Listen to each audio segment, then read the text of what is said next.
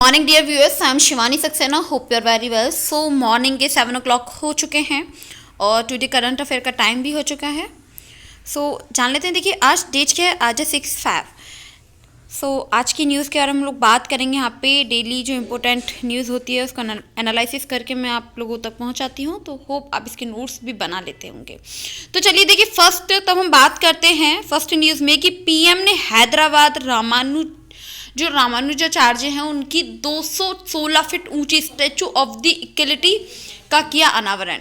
देखिए काफ़ी अच्छी ये न्यूज़ है कि जो प्रधानमंत्री जी हैं हमारे नरेंद्र मोदी जी, शनिवार को हैदराबाद में 11वीं सदी के संत जो रामानुजाचार्य जी हैं उनकी 16 फीट की ऊंची स्टैचू ऑफ द इक्वलिटी प्रतिमा का अनावरण किया है. सरकार ने बताया कि यह प्रतिमा बैठन की एक मुद्रा में दुनिया की सबसे ऊंची धातु प्रतिमाओं में से ये एक है.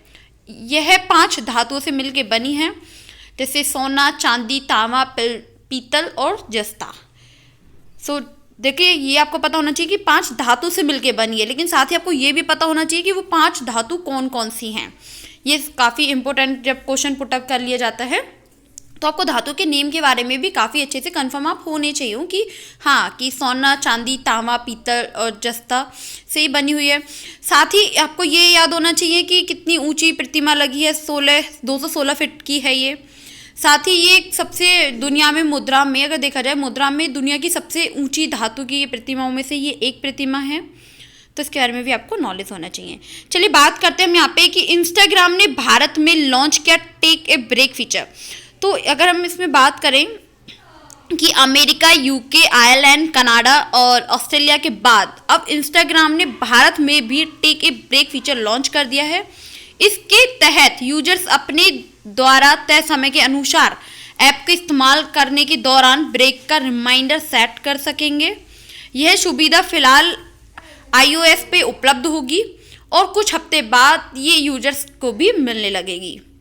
ठीक है, जो एंड्रॉयड यूजर्स हैं तो उनको भी ये सूचना मिलने लगेगी. काफ़ी इंपॉर्टेंट न्यूज़ है, काफ़ी नॉलेजेबल है, जिसके बारे में आप लोगों को नॉलेज होना चाहिए. चलिए बात करते हैं हम यहाँ पे नेक्स्ट न्यूज़ की. अंतरिक्ष यात्री ने अंतरिक्ष में पूरे किए 300 दिन, तोड़ेंगे नासा का रिकॉर्ड. देखिए ये भी काफ़ी इंपॉर्टेंट न्यूज़ है आप लोगों के लिए कि नासा ने बताया है कि 9 अप्रैल 2021 को इंटरनेशनल स्पेस स्टेशन पहुँचे उसके अंतरिक्ष यात्री मार्क जो ब्रेंड है उन्होंने कहा कि वहाँ पे 300 दिन पूरे कर लिए हैं. और जो ब्रेंडे हैं पृथ्वी की कक्षा में लगातार 355 दिन बिताने के रिकॉर्ड के साथ 30 मार्च को लौटेंगे. वह 3 मार्च को क्रिस्टीना जो कांच है कांच को वो जो कॉर्च है वहाँ की, ठीक है, तो उसके याद क्या है कि उसको पछाड़ देंगे. और जिन्होंने अंतरिक्ष में लगातार 228 दिन बिताए थे. देखिए यहाँ पे यही कहा गया है कि तोड़ेंगे नासा का रिकॉर्ड. इसमें क्या कहा गया है कि वो 300 दिन तो उनके बीत चुके हैं. वो 300 दिन बिताने का रिकॉर्ड के साथ वो कब लौटेंगे? 30 मार्च को लौटेंगे. साथ ही वो किन लोगों को पछड़ा देंगे? जिन्होंने जो अंतरिक्ष में लगातार कितने दिन बिताए हैं? 328. लेकिन वो 328 नहीं, वो 355 दिन बिताएंगे, जो कितना होगा? 328 से ज़्यादा होगा. और इसी वजह से वो उसको पछाड़ देंगे, पीछे छोड़ देंगे. ठीक है, इसका मीन्स हम ये बोल सकते हैं पछाड़ना, पीछे छोड़ना. ओके, इसके बारे में आप लोगों को नॉलेज होना चाहिए. चलिए बात करते हैं हम यहाँ पे नेक्स्ट न्यूज़ की. 231वें प्रशांत महासागर में क्रैश करवाकर इंटरनेशनल स्पेस स्टेशन रिटायर करेगी नासा.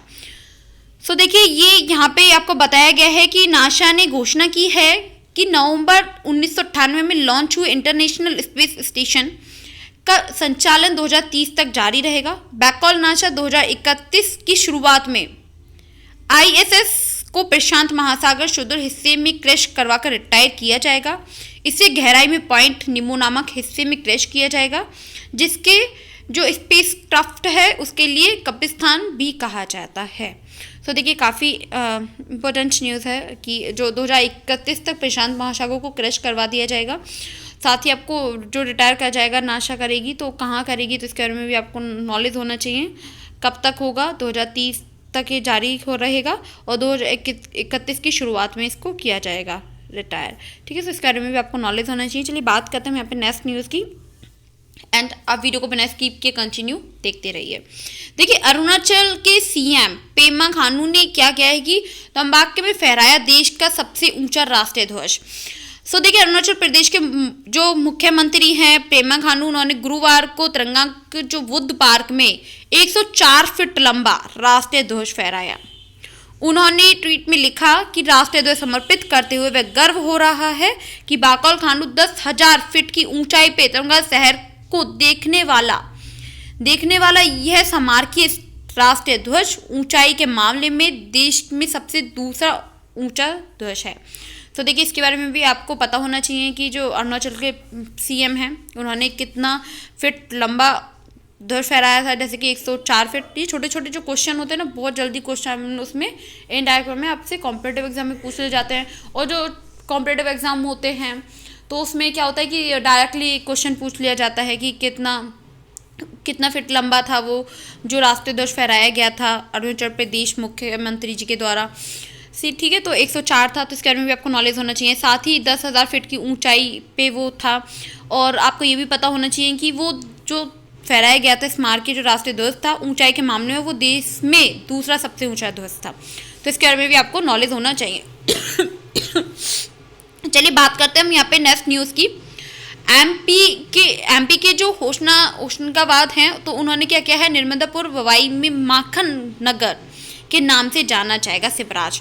तो देखिए, काफ़ी इंपॉर्टेंट ये न्यूज़ है। यहाँ पे बताया गया है कि मध्य प्रदेश के मुख्यमंत्री शिवराज सिंह चौहान ने बताया कि जो होशंगाबाद है वो अब शहर के नाम से नर्मदा जो पुरम है वो बबई को माखन नगर करने के प्रस्ताव को केंद्र ने मंजूरी दे दी है। उन्होंने कहा, नर्मदा जयंती के शुभ दिन में इसको नर्मदापुरम के नाम से जाना जाएगा। जन जो आकांक्षाओं हैं उसके अनुरूप यह निर्णय लिया गया है। इस निर्णय के लिए प्रधानमंत्री नरेंद्र मोदी जी के प्रति हृदय में आभार व्यक्त करता हूँ। तो ये काफ़ी इंपॉर्टेंट न्यूज़ है कि माखन नगर के नाम से इसको जाना जाएगा। और ये जो बताया है, किसने बताया, मध्य प्रदेश के जो मुख्यमंत्री हैं शिवराज सिंह चौहान जी, उन्होंने ये बताया है, जिसके बारे में आप लोगों को नॉलेज होना चाहिए। चलिए बात करते हैं हम यहाँ पे नेक्स्ट न्यूज़ की। गणतंत्र दिवस परेड के लिए यूपी की झांकी को मिला राज्यों का सर्वश्रेष्ठ झांकी अवार्ड। देखिए, सरकार ने बताया कि गणतंत्र दिवस परेड 2022 के भाग लेने वाले 12 राज्यों केंद्र शासित प्रदेशों में उत्तर प्रदेश की झांकी को लगातार दूसरी बार सर्वश्रेष्ठ झांकी के रूप में चुना गया है। यूपी की झांकी एक जिला, एक उत्पाद और काशी विश्वनाथ धाम विश्व पे आधारित थी। कर्नाटक की दूसरी झांकी, जबकि मेघालय झांकी के तीसरे स्थान पे रही। सो देखिए, काफ़ी अच्छी और काफ़ी इंपॉर्टेंट न्यूज़ है। जैसे कि आप सभी लोग जानते हैं कि जो भी मैं डेली का करंट लेके आती हूँ, तो उस टाइम पे मैंने आपको बताया था कि झांकी में पार्टिसिपेट किया गया है, किस किस ने पार्टिसिपेट किया है। सो देखिए, ये बहुत अच्छी न्यूज़ है कि जो भारत है, उत्तर प्रदेश झांकी को लगातार दूसरी बार सर्वश्रेष्ठ झांकी के रूप में चुना गया है। ये काफ़ी अच्छी न्यूज़ है। एक जिला, एक उत्पाद और काशी के जो विश्वनाथ धाम है उसके विषय पे जो झांकी थी यूपी की वो आधारित थी। कर्नाटक झांकी दूसरी थी, जबकि जो मेघालय है वो तीसरे स्थान पे रही। सो इसके बारे में भी आप लोगों को नॉलेज होना चाहिए। सो देखिए, आज की जो भी इंपॉर्टेंट न्यूज़ थी वो मैं आपको बता चुकी हूँ। होप आपने वीडियो को कंटिन्यू देखा होगा बिना स्किप किए हुए। So thank you so much for watching this video and take care.